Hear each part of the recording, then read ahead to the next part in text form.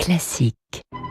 7h30, 9h, la matinale de Radio Classique avec Guillaume Durand.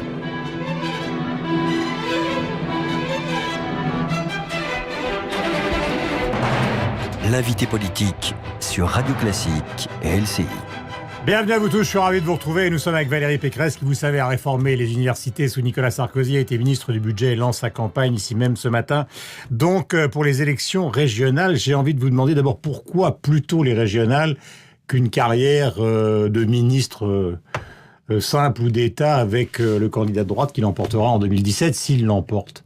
Alors vous savez que j'ai dit effectivement que je choisissais la région à 100%, c'est-à-dire que si je suis élue présidente, je démissionnerai de mon mandat à l'Assemblée et je ne serai pas candidate ni à la primaire ni à un poste de ministre en 2017. Pourquoi est-ce que j'ai pris cet engagement ? Tout simplement parce que j'ai envie de construire. Cette région me passionne depuis des années. Je suis investie dans mon rôle de chef de l'opposition. J'essaye d'y être le plus utile possible, mais évidemment, j'ai envie de m'occuper de l'Île-de-France. Pourquoi ? Tout simplement parce que je crois qu'on est dans un moment de mondialisation où c'est le destin des grandes métropoles qui va décider d'une partie du destin d'un pays. Et puis si vous êtes élu, vous serez chef. Parce que vous avez...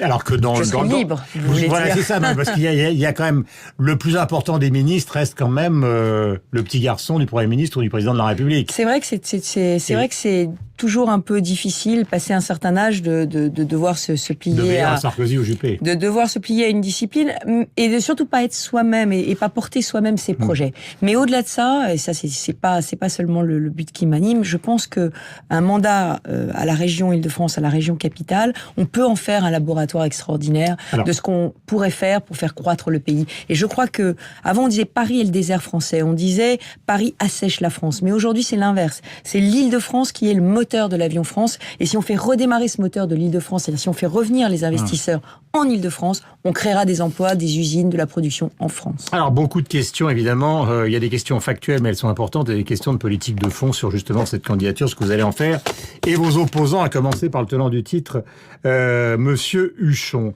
Première question ponctuelle, les Jeux Olympiques, le Conseil de Paris va se prononcer aujourd'hui. Est-ce que vous êtes favorable, donc, puisque ça va concerner directement votre région, à la candidature de Paris ?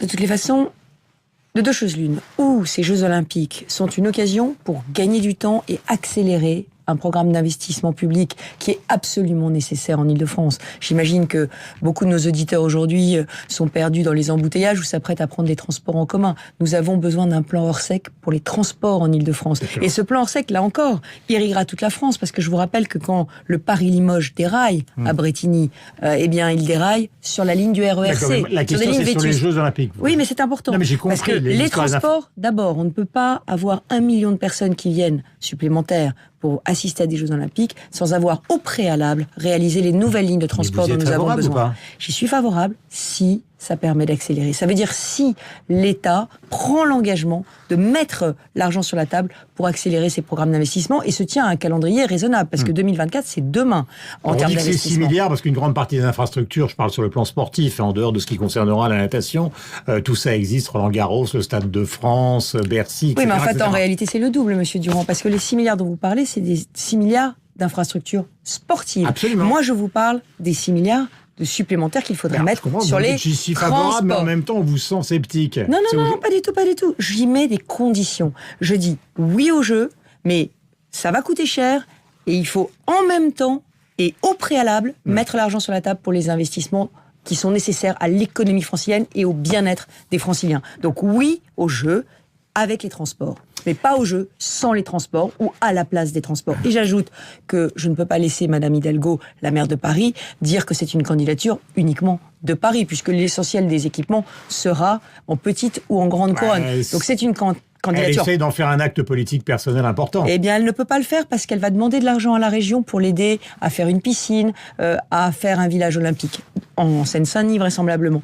Donc elle a besoin aujourd'hui que ce soit une candidature Paris et région Île-de-France. Vous savez, pour avoir vécu aussi la campagne des municipales, que ça a été très compliqué pour Nathalie Kosciusko-Morizet pour des tas de raisons, notamment pour des raisons internes.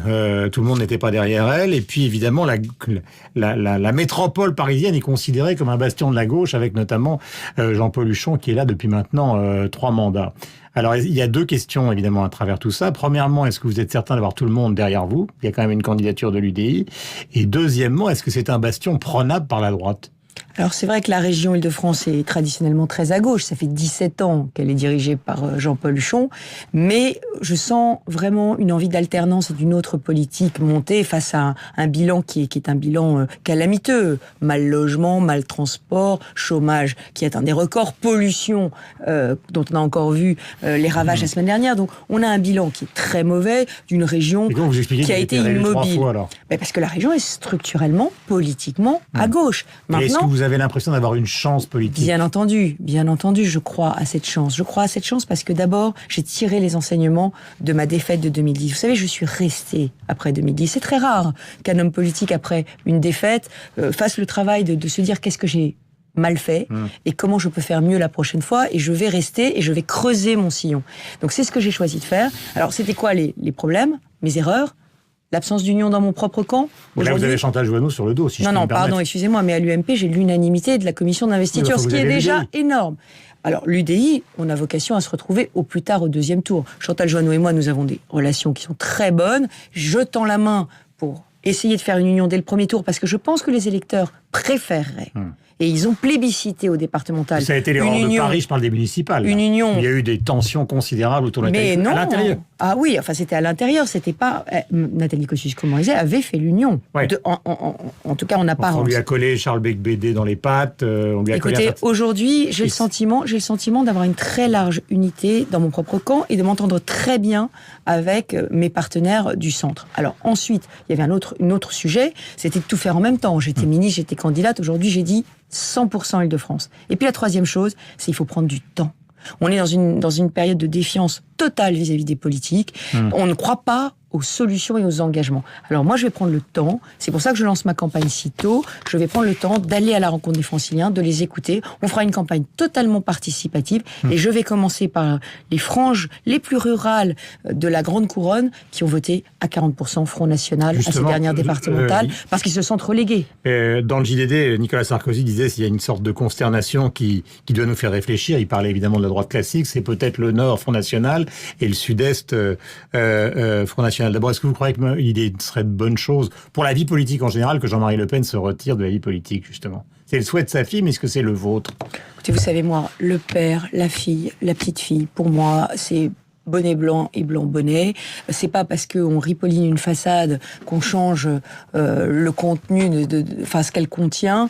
Moi, je crois que en réalité, Jean-Marie Le Pen, son crime cette semaine, ça a été juste de dévoiler les coulisses de ce qu'est réellement le Front National et de montrer qu'effectivement, au Front National, de Marine Le Pen, elle le nie. Et qu'elle vire non seulement mais le président d'honneur de son parti, mais qu'elle exclut aussi tous ceux qui, pendant les campagnes départementales, ont dérapé. Parce que le nombre de dérapages... Elle a toujours dit... Écoutez, moi, à chaque fois qu'il y a un dérapage raciste ou xénophobe, il est le fruit d'un candidat du Front National. Donc, à un moment donné, il faut se rendre à l'évidence. Madame Le Pen essaie de donner une vitrine respectable à un parti qui, en matière économique, a repris les idées du Front de gauche et en matière de sujets de société, reste un parti est-ce que vous êtes profondément que vous xénophobe. Affronter Jean-Paul Huchon, parce qu'il y a beaucoup de gens qui sont sur les rangs, plus ou moins clandestinement. On a vu des critiques de Marie-Pierre de la Gontrie qui lui ont été évidemment adressées. Et puis on se demande ce que va faire Barthelone. Et un certain nombre d'autres personnalités, comme Julien Drey, qui aurait le soutien de François Hollande. C'est d'abord un formidable désaveu du président sortant. Vous imaginez ? Je suis présidente de la première région de France, la première région de la 5e puissance du monde, et on m'explique qu'il me faut une primaire pour me départager avec ma première vice-présidente ou avec d'autres, pour savoir si je suis digne de porter les couleurs de ma famille politique. Enfin, c'est un formidable désaveu de Jean-Paul Huchon. Ça montre bien que sa propre famille ne croit pas. Ce matin qu'il n'est pas du tout certain qu'il sera candidat. En tout cas, sa propre famille politique ne pense pas qu'il est le meilleur, ou en tout cas le met en concurrence avec d'autres. Donc déjà, c'est un premier désaveu.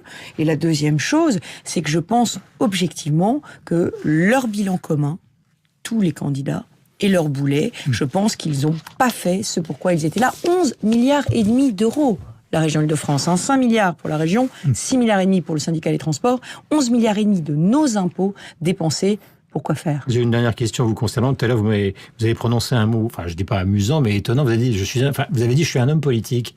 C'est un peu bizarre, non, le jour de la candidature d'Hillary Clinton et de l'affirmation des femmes. Pourquoi vous dites pas, je suis une femme politique? Mais parce que dans la langue française, le masculin l'a toujours emporté sur le féminin et donc Oui, mais homme justement. politique, c'est générique. Et ce que je veux dire, c'est qu'il n'y a pas de différence entre moi et un homme politique. Et c'est pas parce que je suis une femme que je veux gagner cette région, c'est parce que je pense que j'ai Ça une vous inspire vision, Hillary Clinton qui que va à j'ai la une bataille. vision et des actions. Et- Bah écoutez, mon modèle, c'est plus Angela Merkel, parce que mon modèle, c'est plutôt des femmes politiques qui ont fait des choses au plus près des préoccupations de leurs concitoyens. Moi, je suis une bâtisseuse, j'aime construire, je veux rénover les banlieues, je veux rompre avec toutes les fractures territoriales et sociales de l'Île-de-France. Tout ça, c'est plus mon engagement. Et je me sens moins d'affinité avec Hillary Clinton, qui cependant est une grande dame de la politique. Merci beaucoup Valérie Pécresse, donc, qui était notre invitée ce matin pour lancer cette candidature donc, au régional, les prochaines élections donc très importantes en France. Bonne journée à vous. Merci. Formule rémanente mais sincère, on va retrouver évidemment Hélène sur l'antenne de LCI et Sophie Paulini sur celle de Radio Classique. Du